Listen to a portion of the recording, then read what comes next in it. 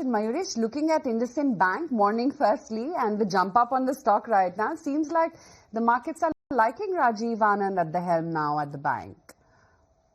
Morning, Aisha. No, I think that was expected to a certain extent. And therefore, I think the kind of reaction that the stock has exhibited seems to be in the right direction. I think the next up move for the stock will now solely be based on numbers and the kind of transition that the new management will probably bring in. Obviously, I think the kind of cleanup that has happened on the balance sheet when it comes to provisioning, when it comes to recognition of asset quality pressures. And therefore, I think starting with a clean slate with the new management, how they rebuild trust and how the numbers stack up. I think that next leg of the move or re-rating of the stock will probably depend on all these factors put together. But yeah, I think positive reaction to the announcement for IndusInd. Okay, that's that on IndusInd, and it's been really the star performer this morning. But not just IndusInd, I want to check in on Tata Motors as well. And Mayuresh, you track the auto space very closely. Do you think the weakest link for Tata Motors, which clearly apparently seems JLR, and given all that's happening with regards to tariff, the global tensions, etc., and a changing dynamic now within the entire auto pack, do you think PB Balaji heading the piece of JLR would also be something that the markets would like? Aisha, ideally they would. And again, I think there were pluses and minuses as far as the acquisition is concerned. Obviously, they get a very strong hold in terms of the CV market when it comes to Europe, when it comes to Latin America and the US as well. And therefore, I think the product mix will largely improve. The second element, obviously, is that even within the domestic market, the ICV market, I think, is where the intermediary market, where Eicher Motors still has a huge say. I think more products getting introduced fills in the product loopholes for Tata Motors.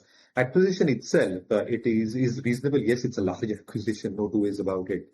But I think the kind of revenue accretion that can come through can be a value addition as well. The minuses obviously are huge acquisition, which means a huge upfront cost that needs to be probably played out.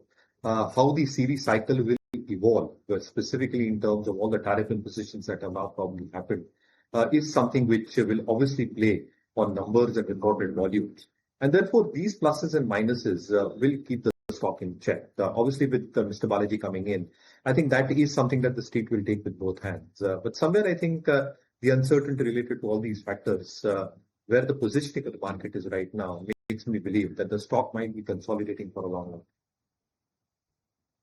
Keynes, that's the other one which is holding up a good 3% right now. There's BHEL, and Sharan was just talking about that stock. That too has moved up 2%. There's Siemens, which is looking also very smart. Sharan, interestingly, I mean, not just BHEL ahead of its numbers, but cap goods as a story also is bouncing up quite nicely. Any trades there? So I just gave Siemens, and I think Cummins also is one more stock which is on my radar, consolidating quite well. Despite negative news, it's trading about the 20-day EMA. Again, little downside today, I think 1.5%, but any kind of good news, the stock can easily go above the 3,600 odd levels, where the breakout level also stands. If at all it starts trading a little positive on the positive side, keep on track that 36.25 level. I think if it takes that, you can easily see 3,800 to 4,000 levels on the stock. Despite negative news and a lot of downside in the Nifty, the stock has been consolidating in a very tight range. So keep in the watch list, a good trade about 3,625. All right, so that's about the cap counters. But Mayuresh, what's your take on Paytm as well? Well, of course, we have been waiting for that block deal to happen, wherein China's Ant Group was supposed to fully exit. For now, we are getting to understand that 2.9% of the equities has already changed, and Ant Group was having 5.8% stake that was remaining. So we will watch out for that news. But anything specifically on Paytm, Mayuresh, because the stock is holding right now. Do you believe still a good opportunity to get in? Morning, Srishti. No, again, I think a decent set of numbers and good set of numbers, in fact, which the street probably liked.